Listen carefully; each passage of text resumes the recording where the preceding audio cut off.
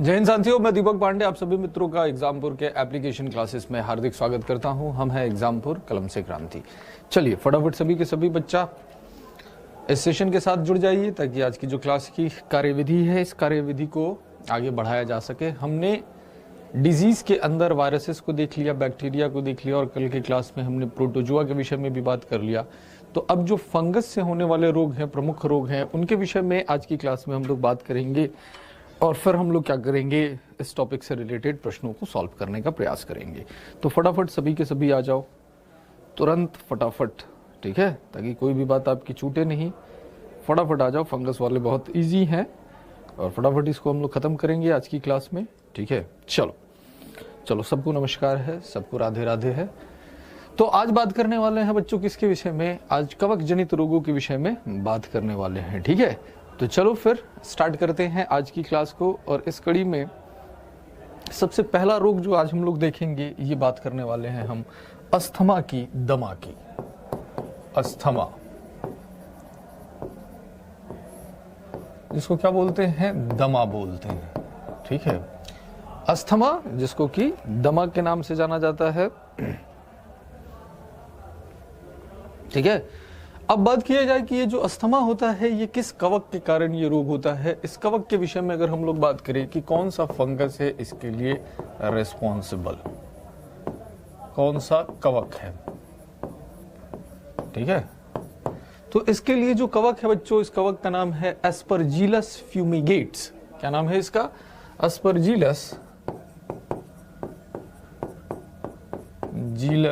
फ्यूमिगेट्स। फ्यूमिगेट्स,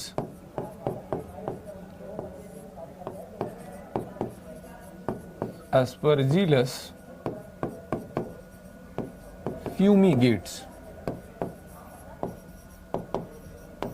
ठीक है। तो एस्परजिलस फ्यूमिगेट्स वो फंगस है जिस फंगस के कारण क्या हो जाता है, हमें दमा नामक रोग हो जाता है, ठीक है। हाँ, उसमें उतना ही ध्यान में रख लेना है, ठीक है। जितनी सारी चीजें बता दिया हुआ हूं उतनी ही रोग आप लोगों को ध्यान में रख लेना है, आसानी से आप क्वेश्चन को फंसा लोगे पेपर के अंदर, बेफिक्र रहो, ठीक है। तो एस्परजिलस फ्यूमिगेट्स होता है। ट्रांसमिशन की बात करें बच्चों की, इसका ट्रांसमिशन कैसे होता है, ट्रांसमिशन की बात करें,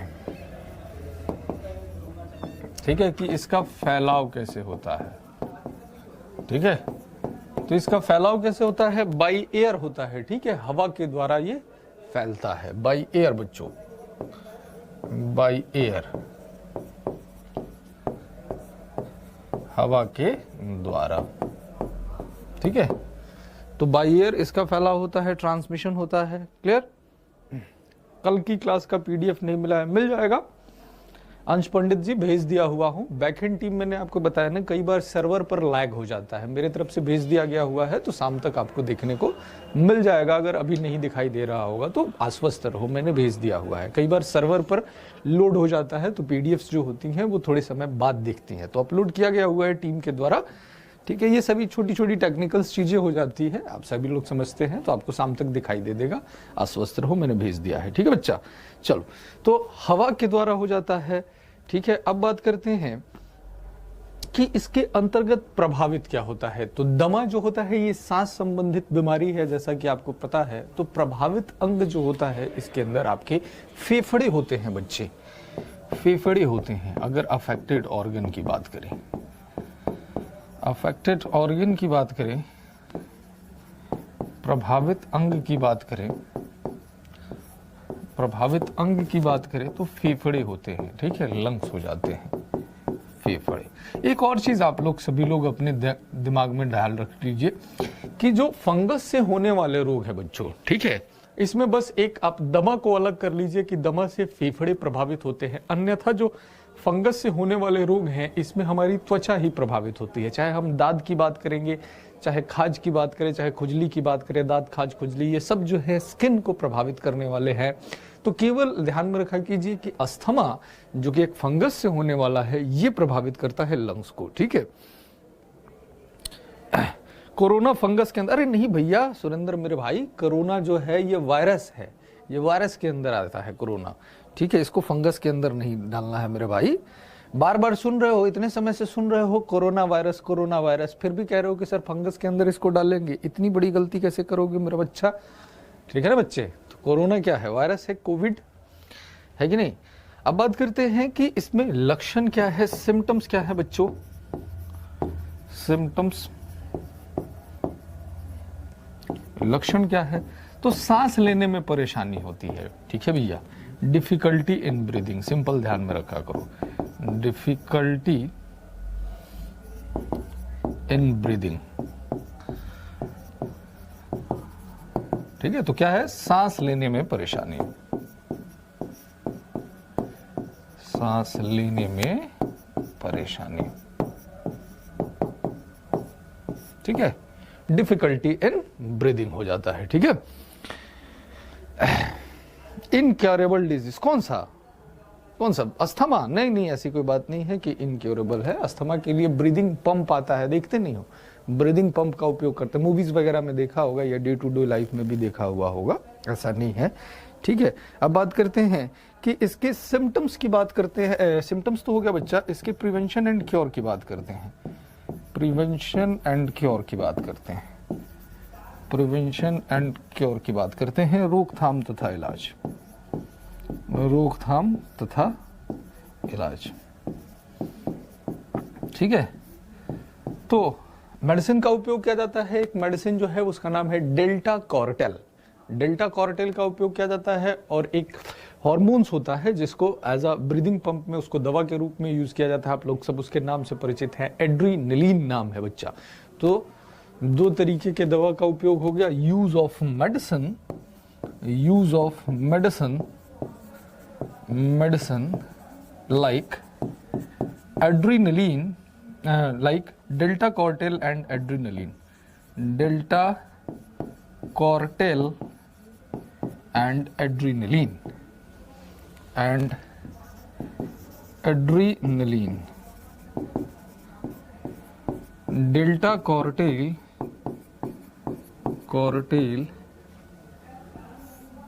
तथा एड्रीनलिन दवाओं का उपयोग, एड्रीनलिन दवाओं का उपयोग,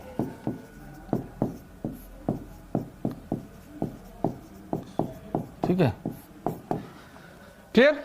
चलो फटाफट इसको नोट कर लो, फटाफट इसको नोट कर लो, फिर आगे बढ़ते हैं, अगली डिजीज को देखते हैं इसके अंदर, ठीक है। डेल्टा कॉर्टेल मेडिसिन, एड्रेनालिन, बहुत अच्छे बहुत अच्छे बहुत अच्छे बच्चे, ठीक है। चलो बिल्कुल फटाफट ये नोट हो जाएगा। व्हाट इज लकवा? लकवा पैरालिसिस होता है जब शरीर का कोई अंग जिसमें भी लकवा मार जाएगा वो काम करना बंद कर देता है, ठीक है। उसको पैरालिसिस लकवा कहा जाता है, ठीक है बच्चे।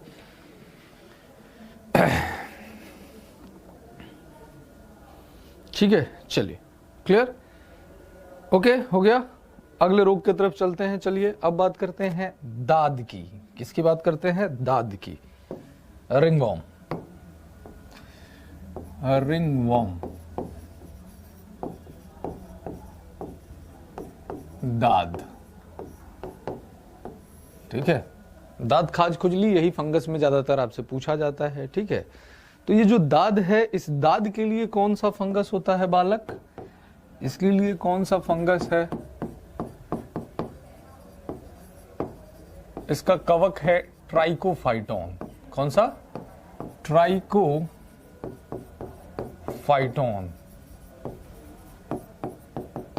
ट्राइकोफाइटोन,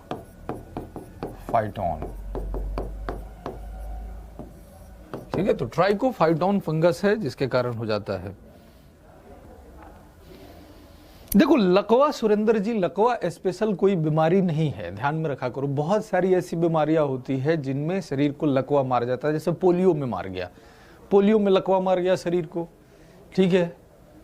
या फिर अगर आप लोग देखेंगे विटामिन है, विटामिन के अंदर भी आपको पढ़ाया हुआ है, उसमें भी लकवा जैसे लक्षण आपको देखने को मिलते हैं, ठीक है, विटामिन की कमी में भी। तो लकवा स्पेसिफिक नहीं है, लकवा एक लक्षण है, बीमारी नहीं है, एक सिम्टम्स है। इस चीज को ध्यान में रखा करो, एक सिम्टम्स है, ठीक है। हाँ, विटामिन 7, B7, बहुत बढ़िया बहुत बढ़िया बहुत बढ़िया एम भाई, ठीक है। बिल्कुल वहाँ भी आप लोगों को विटामिन के अंदर भी बताया हुआ था। जिन लोगों को वो चैप्टर नहीं पढ़ाया हुआ है वो लोग फिर देख लेंगे जब विटामिन को हम लोग देखेंगे। बाकी जिनको पढ़ाया हुआ है न्यूट्रिशन के बजाय या यूट्यूब वगैरह पे भी उन क्लासेस के अंदर आपने देखा होगा, मैंने पढ़ाया भी है वो सेशन। तो लकवा एक लक्षण होता है बच्चा, बीमारी नहीं होती है, इस चीज़ को ध्यान में रखा करो, ठीक है। चलो, तो ट्राइकोफाइटोन हो गया। अब बात करते हैं कि यहाँ पर इसका ट्रांसमिशन कैसे होता है, तो बाई एयर के द्वारा। फंगस तो है, देखो ये जनरली बाई एयर के द्वारा या संक्रमित व्यक्ति के आपसी संपर्क के द्वारा भी फैलता है। तो फिलहाल इसके विषय में बात कि इसका ट्रांसमिशन कैसे होता है, इसका फैलाव कैसे होता है। तो इसका फैलाव भी कैसे हो जाता है बच्चे, बाई एयर होता है, हवा के द्वारा होता है, बाई एयर हो जाता है, हवा के द्वारा।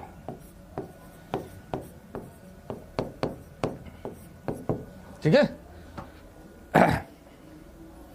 चलिए बिल्कुल बिल्कुल कोई दिक्कत नहीं है माधुरी, मैं पूरी की पूरी आप लोगों को, आप बेफिक्र रहिए। आप लोगों को बार बार बात आ रही है कोविड के विषय में, तो कोविड के विषय में मैं चर्चा कर लूंगा आप लोगों से। आप मेरे को 2 से 3 बीमारियां और आपको फंगस में बताने हैं, उसको कर लेने दो, फिर आप कोविड में आप लोगों को बता देता हूं कोरोना के विषय में, ठीक है। आप लोग बेफिक्र रहो, ऐसा नहीं है कि आप लोग को कोई चीज परेशान कर रही है तो मैं नहीं बताऊंगा, बिल्कुल बताऊंगा, ठीक है, क्लियर। अब बात करते हैं यहां पर कि बाई एयर हवा के द्वारा हो जाता है, ट्रांसमिशन हो जाता है। अब बात करते हैं कि भैया ये जो रोग है, इस रोग के अंतर्गत प्रभावित अंग क्या होगा, तो त्वचा का है। फंगस तो आप जानते ही हैं, फंगस त्वचा को करता है। तो अगर अफेक्टेड ऑर्गन की बात करेंगे, केवल आपको बता दिया हुआ था अस्थमा को हटा लीजिएगा, अदरवाइज सब जगह पर क्या लिख सकते हैं, स्किन लिख सकते हैं। प्रभावित अंग क्या है, त्वचा है भैया, स्किन है, त्वचा है। अब इसमें क्या हो जाता है, त्वचा पर जो हो जाता है, दांत के अंदर त्वचा पर चकते बनने शुरू हो जाते हैं, ठीक है। त्वचा पर गोल चकते जो होते हैं वो बनना शुरू हो जाते हैं, इसके अंदर बात किया जाता है। हाँ, B7 बायोटीन, जिसको विटामिन H भी कहा जाता है, ठीक है, जी जी जी, केमिकल नेम बायोटीन है और उसको विटामिन H के नाम से भी जाना जाता है, B7 को, ठीक है। आप लोगों को पढ़ाया है वो चीज। आप लोग देखें यहाँ पर बच्चे कि इसमें हम लोग सिम्टम्स की बात कर रहे थे, सिम्टम्स की बात कर रहे थे, लक्षण की बात कर रहे थे। तो लक्षण जो होता है, ये लक्षण क्या हो गया आपके पास, त्वचा पर गोल चकतों का बनना, त्वचा पर गोल चकतों का बनना, चकतों का बनना, ठीक है। Occurrence of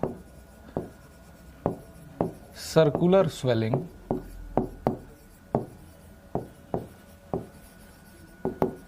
on the skin, ठीक है, त्वचा पर गोल चकतों का बनना, ठीक है, क्लियर, ओके। चलिए अब बात करते हैं कि यहां पर जो है आपको किस तरीके का इसमें ट्रीटमेंट या इलाज किया जाता है। तो इसमें कई सारी एंटी फंगस क्रीम आती है, आप एंटी फंगस ही क्रीम बोलोगे, कवकनाशी क्रीम के द्वारा बोलोगे। बाकी ये जो एंटी फंगस क्रीम होती है मार्केट में अलग अलग ब्रांड की आती है, जैसे बीटेक्स आता है, रिंग आता है, जालिम लोशन आता है, सुने होगा ना इस तरह का। तो खैर उसका नाम नहीं लिखना है, उन सबको हम लोग क्या बोलते हैं, एंटी फंगस क्रीम बोलते हैं। तो सिंपल सा याद रखा करो कि प्रिवेंशन एंड क्योर में क्या बोलोगे, थ्रू एंटी फंगस क्रीम।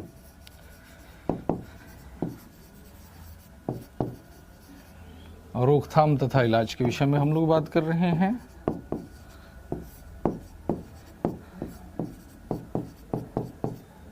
ठीक है, through anti fungus cream, anti fungus cream, कवकनाशी क्रीम के द्वारा।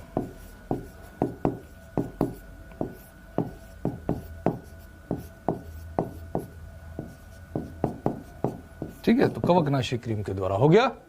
इतनी चीज आपको ध्यान में रख लेना है। रिंग, हाँ, इच गार्ड वगैरह होता है। तो ये सब प्रोडक्ट नेम है, ध्यान में रखा कीजिए, ये ब्रांड का नाम है, ब्रांड का नाम नहीं। इन सबको हम लोग क्या बोलते हैं, एंटी फंगस क्रीम ही बोलते हैं। ठीक है, इन सबको हम लोग एंटी फंगस ही क्रीम बोलते हैं।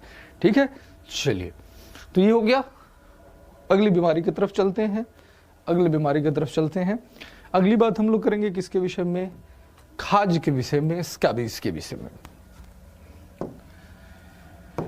या फिर खुजली। ठीक है, खाज या फिर खुजली।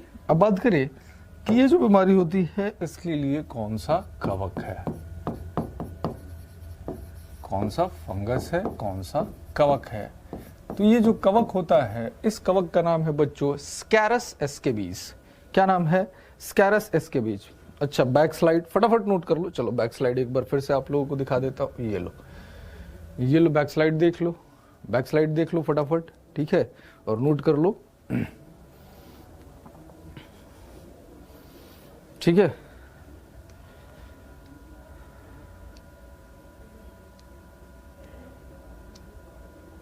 क्लियर। चलिए, हो गया भैया बैक स्लाइड, आगे बढ़े। चलिए फिर आगे चलते हैं। अब बात करते हैं किसकी, स्कैबीज की। तो स्कैबीज के लिए फंगस कौन सा है, स्कैरस स्कैबीज है। स्कैरस स्कैबीज, स्कैरस स्कैबीज।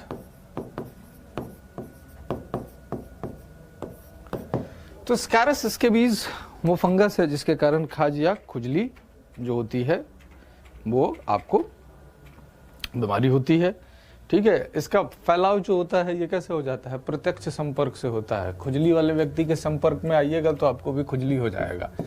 ठीक है, तो बात करें ट्रांसमिशन कैसे होता है। ट्रांसमिशन होता है, फैलाव जो होता है यह किसके थ्रू हो जाता है, फैलाव जो हो जाता है ये बाय डायरेक्ट कांटेक्ट होता है।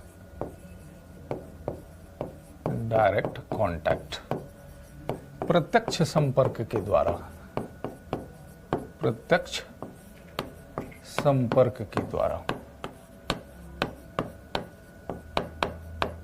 ठीक है, तो डायरेक्ट कांटेक्ट के थ्रू इसका ट्रांसमिशन होता है। ठीक है, आगे बात करते हैं बच्चों कि ये जो बीमारी हो जाती है, इस बीमारी के अंदर प्रभावित, तो आप सबको बता रहा हूं कि बार बार ये चीज मैं बता रहा हूं कि प्रभावित अंग हमेशा इसमें क्या रखना है, प्रभावित अंग हमेशा स्किन ही रखना है। तो अफेक्टेड ऑर्गन क्या हो जाएगी, त्वचा हो जाएगी। प्रभावित अंग क्या हो जाएगा, प्रभावित अंग त्वचा हो गई, त्वचा हो गई, स्किन हो गया। ठीक है, अब बात करें कि इसमें लक्षण क्या होगा। तो भैया खाज है, खुजली है, तो कौन सा लक्षण होगा, खाज और खुजली में कौन सा लक्षण देखने को मिलेगा। ऑब्वियस सी बात है कि खुजली ही होगी, इरिटेशन ऑन द स्किन। तो त्वचा पर क्या होगी, खुजली महसूस होगी, और खुजलाओगे तो रैशेज हो जाते हैं। देखते हो ना, खुजलाते हैं तो खुजलाने के बाद क्या हो जाते हैं, रैशेज बनने शुरू हो जाते हैं, चकते बनने शुरू हो जाते हैं। ठीक है, तो अगर बात करें कि इसका सिम्टम्स क्या हुआ, सिम्टम्स क्या हुआ, लक्षण क्या हुआ, तो irritation on skin, irritation on skin and occurrence of rashes on the skin, on the skin। त्वचा पे खुजली होना, खुजली होना तथा चकतों का बनना, तथा चकतों का बनना। ठीक है, तो ये हो गया आपके पास सिम्टम्स हो गया। ठीक है, अब बात किया जाए कि इसमें प्रिवेंशन और क्योर क्या है। तो इसके रोकथाम और इलाज में हम लोग उपयोग करते हैं किसका, यहां भी बात करेंगे एंटी फंगस क्रीम का। इसीलिए आपको पहले ही बताया था ये आसान होने वाला है आप लोगों के लिए। प्रिवेंशन एंड क्योर की बात करें तो थ्रू एंटी फंगस क्रीम हो जाता है। जो रोकथाम तथा इलाज की बात करें बालक, तो एंटी फंगस क्रीम के द्वारा हो जाता है, बाई एंटी फंगस क्रीम, कवकनाशी क्रीम के द्वारा। ठीक है, कवकनाशी क्रीम के द्वारा। क्लियर? सिम्टम्स लिखा है भैया, इरिटेशन ऑन स्किन, त्वचा पर खुजली होना, and occurrence of rashes on the skin, तथा त्वचा पर चकत्तों का बनना। तो चकत्ते बनेंगे और इरिटेशन होगा, यही सिम्टम्स लिखा हुआ है।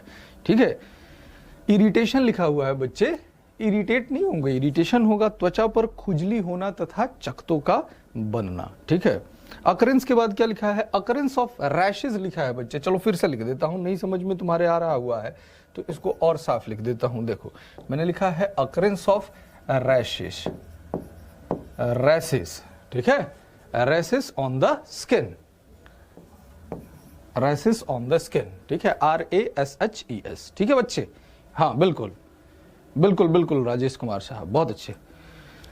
क्लियर? तो ये स्कैबीज के विषय में बात कर लिया। एक और देखेंगे जिसको पूछ लिया जाता है। ठीक है, एलिफेंटिएसिस। ठीक है, एलिफेंटिएसिस के विषय में बात करेंगे। ठीक है, हाथी पांव के विषय में। चलिए, एलिफेंटिएसिस अगला कौन सा है भैया, एलिफेंटिएसिस, एलिफेंटिएसिस, एलिफेंटिएसिस, हाथी पांव, हाथी पांव। ठीक है, ओके, चलो बहुत बढ़िया, नोट कर लिया आप सभी लोगों ने, बहुत बढ़िया बच्चे। एलिफेंटिएसिस की बात करें, इसके लिए भी ध्यान में रखा कीजिए, इसके लिए भी आपके पास जो फंगस है वो रिंगवॉर्म वाला है। ये भी किस फैमिली का है, ट्राइकोफाइटोन। तो यहां भी कवक का नाम ध्यान में रखिएगा, ट्राइकोफाइटोन, ट्राइकोफाइटोन। ठीक है, ट्राइकोफाइटोन।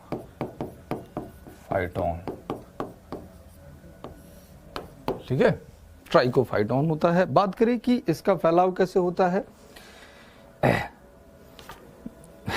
इन्हें तो सिर्फ पॉलिटी वाले सर का ही लिखा हुआ समझ में आता है। अच्छा चलो, हो सकता है कि पॉलिटी वाले सर का लिखा हुआ समझ में आता होगा, मेरी राइटिंग खराब है।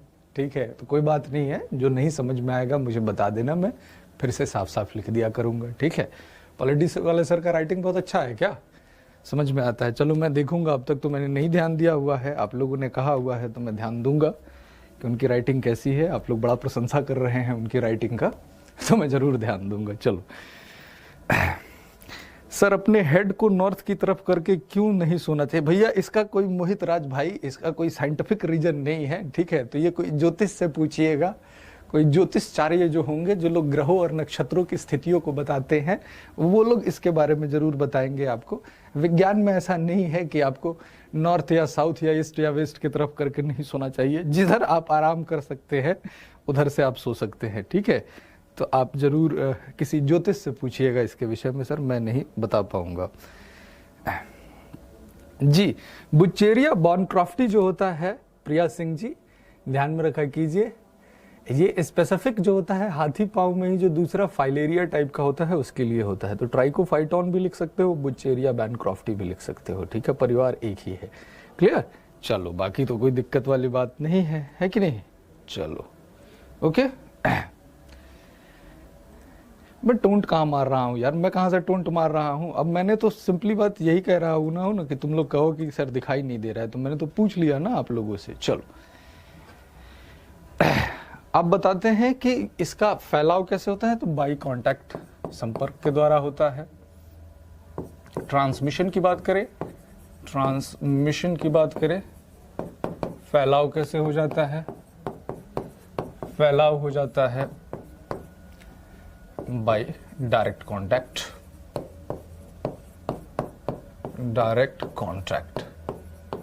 प्रत्यक्ष संपर्क के द्वारा,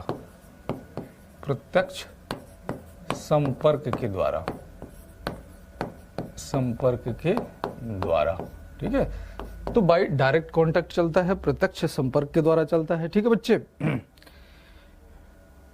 सेम क्यों होता है? इस सेम के पीछे कोई कारण नहीं है विशाल भाई। जनरली क्या हो जाता है, आप ध्यान में रखा कीजिए, ये परिवार जो है इन दोनों के परिवार में आ जाते हैं, ठीक है। तो इससे सामान्य रूप से क्या हो जाता है, हम सभी का शरीर देखने में एक जैसा है, लेकिन किसी भी एक जो वायरस या बैक्टीरिया हमारे शरीर के अंदर या फंगस एंटर करता है तो उसका प्रभाव जो होता है सभी लोगों में एक साथ परिलक्षित नहीं होता है, ठीक है। कई जगहों पर आप देखेंगे ये जो आपके पास ट्राइकोफाइटोन है या बुचेरिया बॉर्नक्राफ्टी फैमिली से जो ये आता है, इसके विषय में बताया जाता है कि ये जो होता है ये सबसे पहले पैर के जो त्वचा होती है, पैर की त्वचा को प्रभावित करता है। पैर की जो त्वचा होती है उसमें पैरों के अंदर स्वेलिंग आना शुरू हो जाता है, तो पैर मोटे होना शुरू हो जाते हैं, इसीलिए इसको हाथी पांव की संज्ञा दे दी जाती है, ठीक है।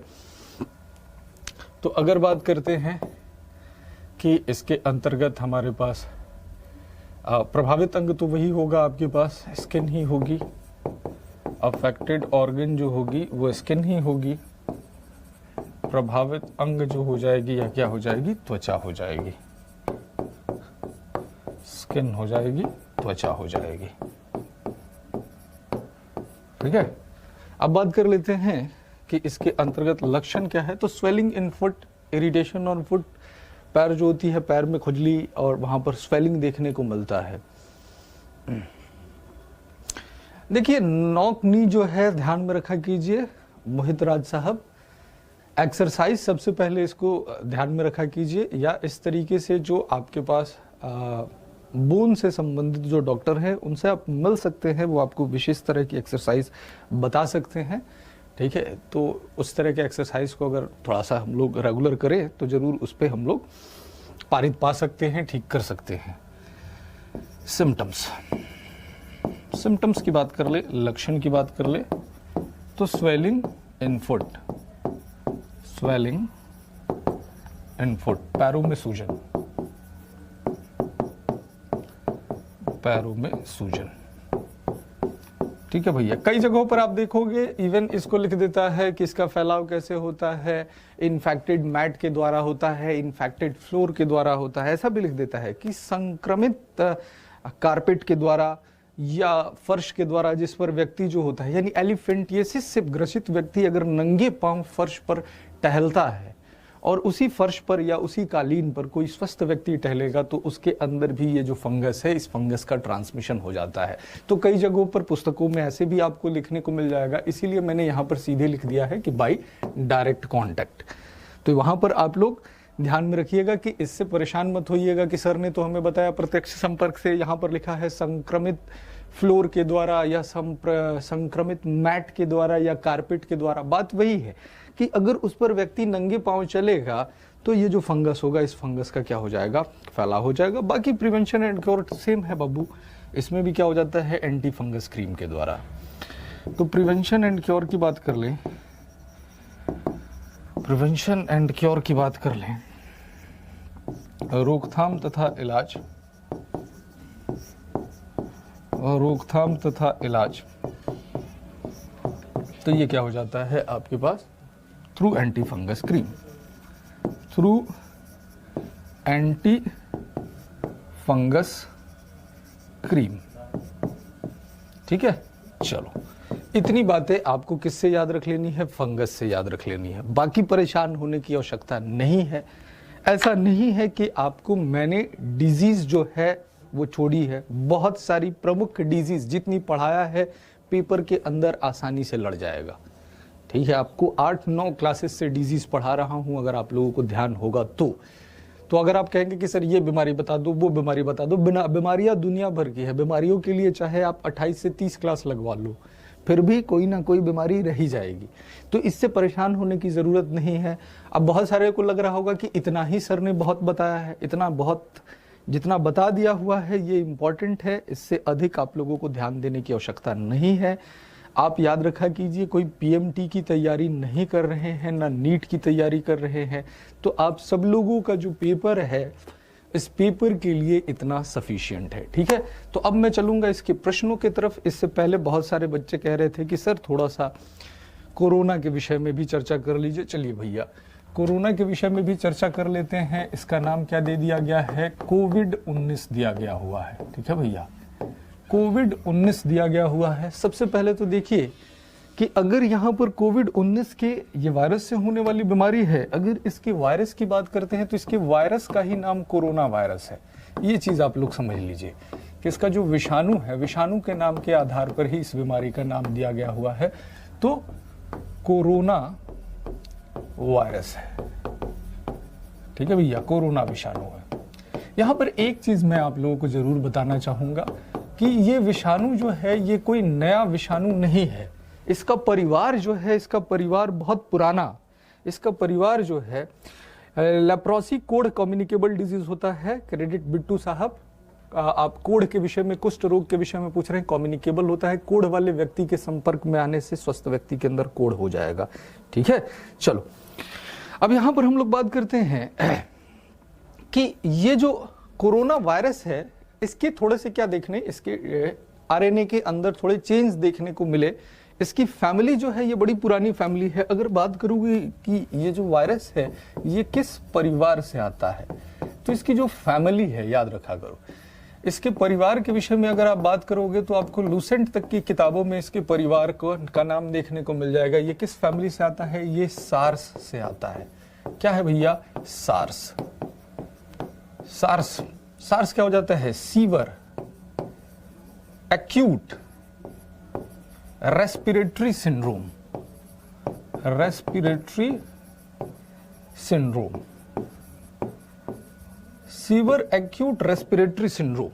तो जनरली क्या हो जाता है कि इस परिवार के जो भी वायरस हैं बच्चे, ये आपके श्वसन प्रणाली पर अपना अफेक्ट दिखाते हैं। सबसे पहले इनका अफेक्ट किसमें होता है? इसका श्वसन प्रणाली पर हो जाता है। ठीक है, तो आपका जो श्वसन प्रणाली हो जाता है, ये श्वसन प्रणाली में पर इनका अफेक्ट होता है। इसी से आपको याद रख लेना है, इसके परिवार से, सीवर एक्यूट रेस्पिरेटरी सिंड्रोम। इसको कोविड-19 नाम दिया गया क्योंकि आप सबको पता है कि सन 2019 में चीन के वुहान शहर से इसकी उत्पत्ति मानी जाती है। चीन के वुहान शहर से, वुहान शहर से। ठीक है, तो दिसंबर 2019 में चीन के वुहान शहर से इसकी उत्पत्ति हुई थी, तो इसका नाम क्या दे दिया गया? कोविड-19 दे दिया गया। ठीक है, तो ये अब रही बात कि इसमें से अफेक्टेड ऑर्गन की बात करोगे तो कई सारी चीजों को ये प्रभावित करता है, लेकिन मूल रूप से आप ध्यान में रखा कीजिए कि अफेक्टेड ऑर्गन जो सर्वाधिक इसमें हो जाता है, ये क्या हो जाता है? आपके फेफड़े हो जाते हैं। आपके फेफड़े हो जाते हैं, आपके लंग्स हो जाते हैं, या आप श्वसन रेस्पिरेटरी ट्रैक्ट कह सकते हैं, श्वसन नली कह सकते हैं, या पूरा रेस्पिरेटरी सिस्टम कह सकते हैं। ठीक है, तो इस चीज को ध्यान में रख लेना है आपको। फिर धीरे धीरे अगर ये बढ़ना शुरू हो जाएगा तो ये आपके लिवर को भी करेगा, इवन आपके नर्वस सिस्टम को भी अफेक्ट करेगा अगर इस पर रोकथाम नहीं की गई तो। लेकिन शुरुआती स्तर पर ये क्या हो जाता है? सांस संबंधित है, तो इसमें हम लोग क्या कहेंगे? रेस्पिरेटरी सिस्टम कहेंगे बच्चे, रेस्पिरेटरी सिस्टम कहेंगे। ठीक है, इसीलिए देखिए कि शुरुआती दौर में जब इसके पहले और दूसरी लहर के विषय में, पहली ही लहर के अंदर हम लोग अगर देखा जाए तो इसके अंदर बहुत सारे लोगों को किसकी जरूरत पड़ रही हुई थी? उनको वेंटिलेशन के ऊपर रखा जा रहा हुआ था, ऑक्सीजन सिलेंडर्स की डिमांड्स बढ़ गई हुई थी, है कि नहीं भैया? तो सांस लेने में क्या होती है? दिक्कत होती है, तो श्वसन तंत्र जो होता है वो प्रभावित होता है। ठीक है, अब बात कर लोगे कि इसके अंतर्गत की सर सिम्टम्स क्या हैं, तो सिम्टम्स आप सबको पता है। ठीक है, सांस लेने में परेशानी, डिफिकल्टी इन ब्रीदिंग, ब्रीदिंग हो गया, सांस लेने में परेशानी,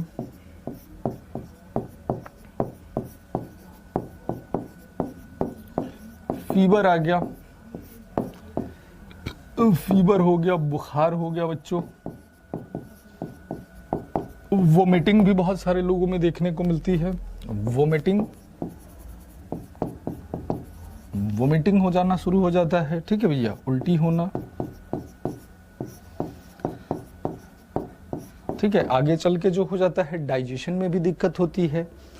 ठीक है, तो कहने का मतलब जैसे जैसे बढ़ता जाता है कई सारे इसके लक्षण जो हमें देखने को मिलते हैं, शुरू हो जाती है। ठीक है, अब देखिए जो होता है व्यक्ति में खांसना शुरू कर देगा, तो कफिंग भी होगी, बहुत बढ़िया, कफिंग होना, खांसना, स्नीजिंग होगा, छींकना, ये सारी प्रक्रियाएं जो रिफ्लेक्स एक्शन होती है ये सारी बढ़ जाती है, छींकना। अब अगर आप लोग बात करते हैं कि सर इसका प्रिवेंशन और क्योर क्या है, क्योर इसका अब तक नहीं है। अगर आपको लगता है कि जो वैक्सीन दी जा रही है वो 100% क्योरेबल है, नहीं बच्चे, वो वैक्सीन आपके बॉडी के अंदर एंटीबॉडी बना रही हुई है जो इससे लड़ने में मदद किया जा रहा है। 100% इसका इलाज अब भी इस पर वर्क चल रहा हुआ है, ठीक है। फिर भी आप वैक्सीन लिख सकते हैं, ठीक है। तो आप प्रिवेंशन के रूप में मास्क लगाना है, ठीक है, सामाजिक दूरी बनाकर रखनी है, ये सारी चीज़ें रोज आप लोग पढ़ रहे हुए हैं, रोज आप लोग अपने डे टू डे लाइफ में देख रहे हैं। प्रिवेंशन एंड क्योर की बात करेंगे तो क्या है भैया, सोशल डिस्टेंसिंग है, सोशल डिस्टेंसिंग है,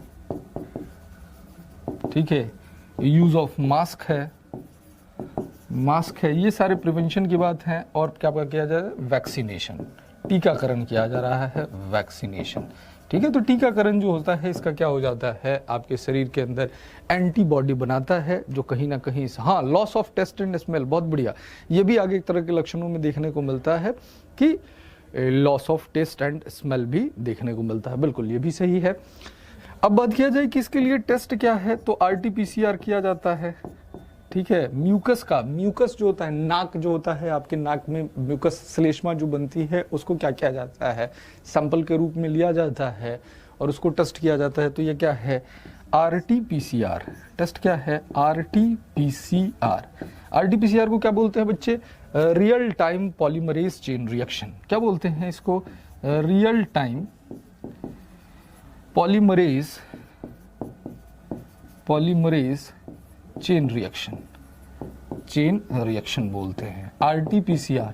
इसीलिए आजकल आप लोग सुन भी रहे होंगे कि अगर आप लोग कहीं पर, बहुत सारे स्टेट्स ऐसे हैं जिन स्टेट्स में आप घूमने जाना चाहते हैं तो आपको कहा जाता है कि आप अपने RT-PCR रिपोर्ट को सबमिट कराइए, ठीक है भैया, कि RT-PCR रिपोर्ट को आप लोग सबमिट कराइए। अब देखिए जी, तो यहां पर ध्यान में रखा कीजिए कि अब धीरे धीरे इसके RNA के अंदर और चेंज देखने, इसके जीनीय संरचना में जो है और कई सारे परिवर्तन देखने को मिल रहे हैं।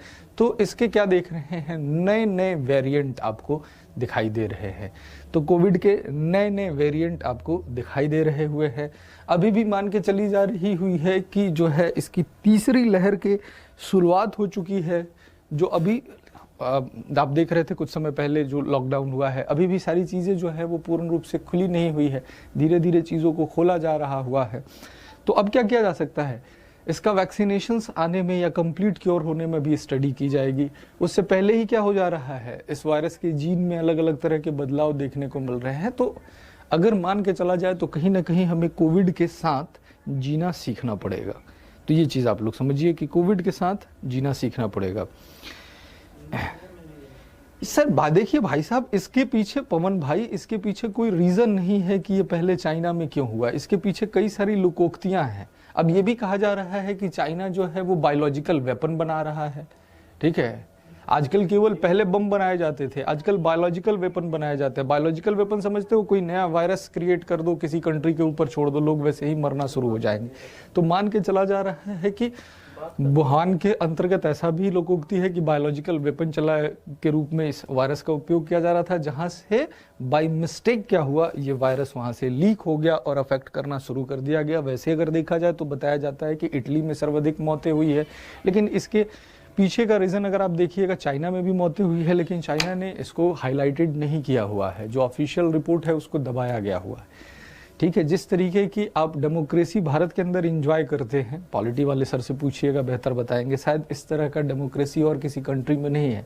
चाइना में सरकार के खिलाफ बोलिएगा तो पता चलता है कि आप पे तरह तरह के धाराएं लग जाएगी। हमारे यहाँ ही है कि भैया मन नहीं कर रहा है तो प्रधानमंत्री को भी गाली दे सकते हैं, है कि नहीं भैया। तो हमारे यहाँ जो वाक अभिव्यक्ति की स्वतंत्रता है, ठीक है, फ्रीडम ऑफ स्पीच है, जो आप मूल अधिकार में पढ़ते हैं। कुछ लोग इसका मतलब नहीं समझते हैं कि वाक स्वतंत्रता का अधिकार यानी कि फ्रीडम ऑफ स्पीच है, उसका सही मतलब क्या है। कई सारे लोग फ्रीडम ऑफ स्पीच का मतलब समझते हैं कि मन करे तो किसी को गाली दे सकते हैं। ये नहीं होता है, रासुका लग जाएगा, सरकार के खिलाफ बोलोगे तो। चलो अब इस पे आप लोगों के बहुत सारी चीज़ें आ जाएंगी। अब इस पे यहाँ पर मैं बहुत कुछ आप लोगों से बात कर चुका हूँ, तो आप लोग समय मत खराब किया कीजिए, ठीक है। और अब बात करते हैं इसके कुछ प्रश्नों की, बात करते हैं, ठीक है। कुछ प्रश्नों को लगाने का प्रयास करते हैं। तो इसके कुछ प्रश्नों को मैं लेकर आया हुआ हूँ, जिसको आज के और कल के क्लास में हम लोग करेंगे, क्योंकि आज के क्लास में कुछ समय रह गया हुआ है। तो कुछ प्रश्नों को हम लोग देखने का प्रयास करते हैं, ठीक है। चलिए, हाँ, अब थोड़ा पढ़ भी लिया करो आप लोग। बहुत सारी बातें जो होता है ना करना शुरू कर देते हो। ये मंच बात करने का नहीं है ना। देखो, 1 घंटे की क्लास होती है, इस क्लास में भी 50 मिनट 52 मिनट की क्लास होती है। तो थोड़ी बहुत हम लोग बातचीत भी कर ले और पढ़ते भी रहे तो बेहतर रहेगा। अब देखो, अब इसका क्या किया जाए। शिवम मौर्य जी की आज कौशाम्बी में मोदी साहब आए हुए हैं, इसका क्लास से क्या लेना देना है। आपकी नौकरी मोदी साहब नहीं देंगे, आपका नौकरी आप जो मेहनत करेंगे उसी से मिलेगी। चलिए, तो अब फिर सारे लोग तैयार हो जाइए, और मैं प्रश्नों की श्रृंखला आप लोगों के लिए लेकर आया हूं, जो डिजीज से हम लोग बात करने वाले हैं। और यहाँ से ये पहला प्रश्न आप लोगों का, तो फटाफट चलिए इसका उत्तर दीजिए कि निमोनिया रोग का कारण है। The cause of pneumonia disease is, pneumonia रोग जो होता है इसका कारण क्या है। ये जीवाणु के द्वारा होने वाला रोग है, कवक के द्वारा होने वाला रोग है, विषाणु के द्वारा होने वाला रोग है, या प्रोटोजुआ के द्वारा होने वाला रोग है। फटाफट चलिए, अब आप लोग बिना समय को गवाए हुए उत्तर देना प्रयास कीजिए, ठीक है। चलिए, फटाफट आप लोग उत्तर देने का प्रयास कीजिए, ठीक है। चलिए, तो क्या उत्तर हो जाएगा इसका, फटाफट बताइए। अरे, ओमिक्रॉन इसका नया वेरिएंट है, कोरोना वायरस का ही नया। अभी आप लोगों को बोला कि इसके जीन में परिवर्तन देखने को मिल रहे हैं, ठीक है। चलिए,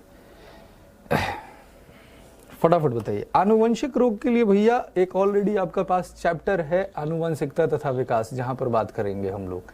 जब हम लोग सिंड्रोम के विषय में बात करेंगे कि डाउन सिंड्रोम क्या होता है, क्लिनीफिल्टर सिंड्रोम क्या होता है, वहां पर बात करेंगे आनुवंशिक रोगों के बारे में बच्चे, ठीक है।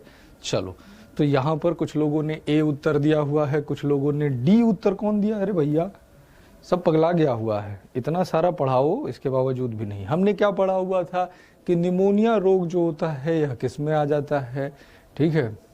तो हमने क्या पढ़ा हुआ था, जीवाणु वाले बैक्टीरिया में क्या पढ़ा था कि पंडित का टिक न्यू है शीगो, ये बताया था ना, टिक न्यू है शीगो।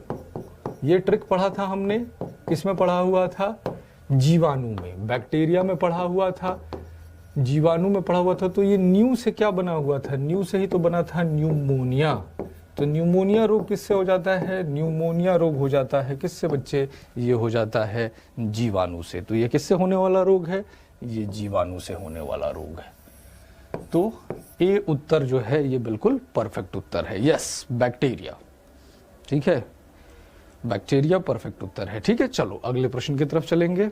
अगला प्रश्न देखो, अगला प्रश्न है, निम्नलिखित में से कौन सी व्याधि आनुवंशिक रोग है। Which of the following disease is genetic, ठीक है, which of the following disease is genetic.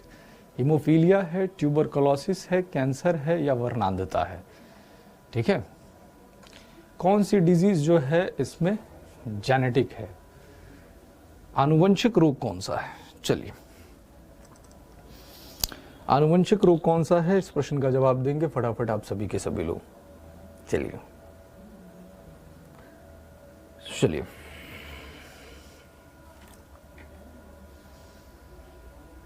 आनुवंशिक रोग कौन सा है। चलिए, 2 का ये कह रहे हुए हो, बहुत अच्छे। चलिए फटाफट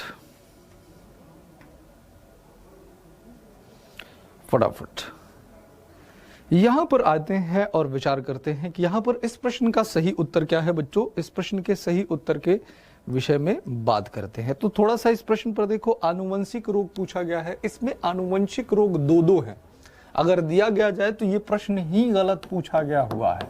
कैसे? क्योंकि इसमें आनुवंशिक रोग हीमोफीलिया भी है, ये भी एक आनुवंशिक रोग होता है, और इसमें आनुवंशिक रोग वर्णांधता भी है, कलर ब्लाइंडनेस भी होता है। तो हमें क्या करना पड़ेगा, इन दोनों में से कोई भी उत्तर हो जाएगा। तो एक ई ऑप्शन बना देते हैं और ई ऑप्शन में रख लेते हैं both A and D, A and D. इस क्वेश्चन को सही कर लीजिए। इनमें ये दोनों रोग जो हैं ये क्या है आपके पास, आनुवंशिक रोग है। कलर ब्लाइंड भी आनुवंशिक रोग होता है और हीमोफीलिया भी होता है। तो यहाँ पर क्या करना पड़ेगा, इसको करेक्ट करना पड़ेगा। ए और डी दोनों के दोनों जो हैं ये आनुवंशिक रोग हैं। तो इस प्रश्न को थोड़ा सा करेक्ट आप लोग कर लेंगे। डी उत्तर जिन्होंने दिया है उनका उत्तर भी सही है, ए उत्तर जिन्होंने दिया है वो भी सही है। ठीक है, तो बाई मिस्टेक इस प्रश्न के अंदर क्या किया गया है कि दो रोगों को रख दिया गया हुआ है। तो या तो एक अलग ऑप्शन बना लीजिए और बोथ ए एंड डी कर लीजिए। सीखने से मतलब है, क्वेश्चन भी गलत होता है, सीखने से मतलब है कि सही ढंग से सीखना है। ठीक है, तो बोथ ए एंड डी। तो ये भी काम किया जाता है आप लोगों के लिए कि जानबूझकर बहुत सारे प्रश्न किया जाता है। बिल्कुल है भैया, रिप्रोडक्शन जनन सिस्टम है भैया, एनडीए के अंदर है। ठीक है, चलिए आपका कमेंट पढ़ लिया और आपको उत्तर दे दिया। ओके, चलिए अगले प्रश्न की तरफ जाऊंगा। अगला प्रश्न देखेंगे। अगला प्रश्न पर ध्यान दीजिए और ये पूछा गया है कि निम्नलिखित बीमारियों में से कौन सी टैटू बनवाने के द्वारा एक व्यक्ति से दूसरे व्यक्ति में संचारित हो सकती है। Which of the following disease can be transmitted from person to person through tattooing. पहला दिया गया है चिकनगुनिया, दूसरा दिया गया हुआ है हेपेटाइटिस बी, तीसरा दिया गया है HIV एड्स। ऑप्शंस देखिए, दिया गया हुआ है केवल 1, 2 और 3, 1 और 2, 1, 2 और 3। तो टैटू से होने वाली बीमारियों के विषय में आपसे पूछा गया हुआ है। देखिए दीपिका, बायोलॉजी का सिलेबस पूरी मार्च लगेगी, ध्यान में रखा कीजिए। बायोलॉजी का सिलेबस आप एप्लीकेशन पर पढ़ रहे हो तो एप्लीकेशंस पर आपके साथ कोई धोखाधड़ी मुझे करनी नहीं है। ठीक है, तो आप ध्यान में रखा कीजिए, पूरा मार्च लगेगा। ठीक है, तो आपका अप्रैल में पेपर है, उससे पहले मैं कंप्लीट कराऊंगा, तो मार्च टोटल लगेगा। इसके लिए आप लोग मेंटली तैयार हो जाइए। ठीक है, तो इतना लगेगा बच्चे। ठीक है, तो बार बार रोज दिन या पूछना कि सर कितना सिलेबस रह गया हुआ है, या सारी चीज पूरा मार्च लूंगा मैं आपसे। ठीक है, अच्छे से पढ़ना है तो इस चीज को आप लोग ध्यान में रखिए। ठीक है, चलिए तो आ रहा हुआ है, इसका उत्तर आ रहा हुआ है। बात करते हैं कि इसका सही उत्तर क्या है। तो ध्यान में रखा करो, आपको बताया था हेपेटाइटिस बी जो होता है यह भी किसके थ्रू, संक्रमित रक्त के थ्रू फैलता है, और HIV एड्स भी संक्रमित रक्त के थ्रू फैलता है। तो 2 और 3 यहाँ पर सही है, और 2 और 3 किस ऑप्शन में दिया गया है, बी ऑप्शन में दिया गया हुआ है। तो 2 और 3 बी ऑप्शन में दिया गया हुआ है। तो बी जो है यहाँ पर बिल्कुल सही उत्तर है। प्रश्न संख्या 3 के लिए बी उत्तर जो है ये बिल्कुल सही है। क्लियर? चलिए आगे बढ़ते हैं, अगले प्रश्न की तरफ चलते हैं। अगला प्रश्न देखते हैं क्या है हमारे पास। अगला प्रश्न क्या कह रहा है? अगला प्रश्न कह रहा है निम्नलिखित में से कौन से रोग जल संक्रामक हैं। Which of the following diseases are water communicable. जी हाँ बच्चों, पूछा गया हुआ है कि दूषित जल से होने वाली बीमारियां कौन सी है। टाइफाइड है, हेपेटाइटिस बी है, क्षय रोग है, हेपेटाइटिस ए है। तो कौन कौन सी इसमें बीमारियां हैं जो दूषित जल के द्वारा होती है। देखिए अगले प्रश्न को देखिए, दूषित जल के विषय में आप लोगों से बात किया गया हुआ है। ठीक है, फटाफट इसका उत्तर देंगे कि दूषित जल से होने वाली कौन सी है। देखिए सिंपल सा ध्यान में रखा कीजिए सृजल प्राची जी, कम से कम अगर हम लोग बात करते हैं, ठीक है, अगर चीजों को बहुत विस्तारित ढंग से भी हम लोग बात करते हैं तो याद रखा कीजिए कि 3 महीने के अंतर्गत इसको पढ़ाया जाता है आपको पूरे सिलेबस को। बाकी रही बात की क्रैश कोर्स में सिलेबस को हम लोग 60 दिन के अंदर पढ़ाते हैं, यानी 90 और 60 दिन का हो जाता है। लगभग मैंने आपसे काम करना शुरू किया है, जो पुराने लोग हैं उनसे जनवरी से मेरा काम हो रहा हुआ है आप लोगों के साथ। ठीक है, तो जनवरी फरवरी में अभी हम लोग हैं ही, मार्च भी है, तो इसलिए मैं इतना तो आप लोगों का समय लगेगा। ठीक है, जो क्रैश कोर्स वाले साथी हैं उनको भी घबराने की आवश्यकता नहीं है, सबका सिलेबस होगा और सारी चीज़ें होगी। पेपर में जाओगे सब कुछ बेहतर रहेगा, बेफिक्र रहो। ठीक है, चलो बातें कम किया करो, काम ज़्यादा किया करो। आप लोग बातें बहुत करते हो, ठीक है, सारा समाचार सर से पूछ लेते हो। अब बात करते हैं कि इसमें जल संक्रामक रोग कौन सा है। तो देखो इसमें जल संक्रामक रोग की बात किया जाए तो देखिए कौन कौन सा है। हेपेटाइटिस ए तो होता ही है, ठीक है, और कौन सा हो जाएगा, और कौन सा हो जाएगा भाई, टाइफाइड हो जाएगा, तो टाइफाइड भी है। ठीक है, हेपेटाइटिस बी जो होता है ये संक्रमित रक्त के द्वारा होता है, तो ये नहीं होगा। ट्यूबरकुलोसिस भी क्या हो जाता है, रोगी व्यक्ति के खांसने या छींकने से होता है, आपको पढ़ाया था। तो 1 और 4 जा रहा है बाबू, 1 और 4 किस में है, सी ऑप्शन में है। तो सी ऑप्शन जो होगा आप लोगों का सही विकल्प होगा, सी ऑप्शन जो होगा इसका सही उत्तर होगा। ठीक है, एक प्रश्न और मैं लूंगा, एक प्रश्न आज की क्लास में और मैं ले रहा हूं। चलो यहां बताओ कि एड्स यानी मानव प्रति रक्षाहीनता विषाणु HIV के द्वारा होता है जो है, क्या है ये रेट्रोवायरस है, ये लेंटे वायरस है, ये अर्बो वायरस है या ये इम्यूनिस वायरस है? फटाफट इसका उत्तर दे दो, फटाफट इसका उत्तर दे दो। ठीक है, क्या होगा इसका उत्तर? चलो इस प्रश्न का उत्तर मेरे को तुरंत मिलना चाहिए। ठीक है, इस प्रश्न का उत्तर तुरंत मिलना चाहिए। समय आज का समाप्त होने वाला है, तो फटाफट आप लोग इसका उत्तर मेरे तक पहुंचाइए। फटाफट उत्तर इसका मेरे तक आप लोग पहुंचाइए। ठीक है, चलो यस काव्या पांडे जी, चलिए बताइए। आप भी पांडे, मैं भी पांडे, फटाफट जवाब दीजिए, फटाफट जवाब दीजिए। यस, अरे पेपर 2 बार होता है एनडीए का। अगर आप सितंबर वाले अक्टूबर वाले के पास जाओगे, सितंबर अक्टूबर वाले साल में 2 बार होता है, एक बार अप्रैल में होता है। ठीक है, तो 2 बार होता है पेपर आपका एनडीए का। चलो तो 5 का कौन सा उत्तर आप लोगों ने दिया हुआ है? कुछ लोगों ने ए दिया हुआ है, कुछ लोगों ने डी दिया हुआ है। आप सबको बताया हुआ था कि ये जो एड्स होता है, जाकर क्लास देखो, क्लास देखा फिर भी भूल गए। क्लास के अंदर पढ़ा था एड्स जो होता है, ये जो वायरस आता है ये रेट्रो वायरस की फैमिली है और इसका नाम क्या होता है? लेंटी वायरस होता है, लेंटी वायरस होता है। तो एग्जैक्ट वायरस का नाम पहचानिए, लेंटे विषाणु होगा। ठीक है, रेट्रो वायरस की फैमिली है और रेट्रो वायरस में कौन सा होता है? लेंटे होता है। क्लास के अंदर साफ साफ पढ़ाया हुआ था, क्लास के अंदर साफ साफ पढ़ाया हुआ है। जाके उस क्लास को देखो तो उसका पीपीटी भी आप लोगों के पास होगा, उसका पीपीटी भी आप लोगों के पास होगा कि बताया हुआ था फैमिली कौन सी होती है? रेट्रो वायरस की, और रेट्रो में कौन सा होता है? लेंटे होता है। रिवीजन तो करते नहीं हो आप लोग, है कि नहीं? रिवीजन होता नहीं है आप लोगों से। ठीक है, चलिए क्लियर, रेट्रो वायरस फैमिली हो गई और लेंटी हो गया इसके अंदर। चलो ठीक है, इसके बाद अब आप आज फिर समय दे रहा हूं, आज फिर रिवीजन कर लो। कल फिर मैं आप लोगों से क्या करूंगा? आप लोगों से क्वेश्चंस करूंगा। किसके? डिजीज के। तो नया चैप्टर जो स्टार्ट होगा परसों की क्लास से स्टार्ट होगा। क्लियर, तो कल की क्लास में भी हम लोग क्या करने वाले हैं? क्वेश्चंस करने वाले हैं इसके। तो इसलिए रिवीजन कर लेना। ठीक है, बड़े भाई की सलाह मानो, शिक्षक की सलाह मानो, रिवीजन कर लो। कितना पढ़ रहे हो कोई मायने नहीं रखता है, कितनी बातें याद रखे हो ये मायने रखता है। तो चलो आज की क्लास से लेते हैं विदा, और आप लोग क्या करोगे? आज मारोगे रिवीजन जितना भी सर ने पढ़ा दिया हुआ है, और कल की क्लास में फिर हम लोग आगे इसके प्रश्नों की सूची को जारी रखेंगे। कुछ और प्रश्नों को कल की क्लास में हम लोग क्या करेंगे? सॉल्व करेंगे। क्लियर, चलो तो फिर मिलते हैं कल की क्लास में। तब तक आप सभी लोग ध्यान रखें अपना अपना।